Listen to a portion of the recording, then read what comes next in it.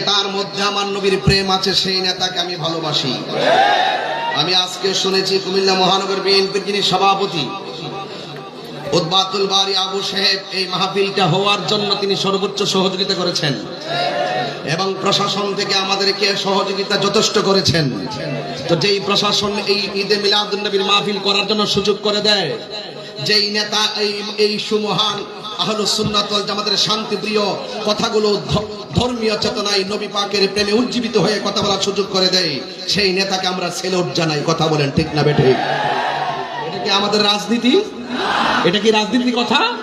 না, এটা প্রেম নীতির কথা। প্রেম নীতি, প্রেম আছে বলে পৃথিবী এত সুন্দর।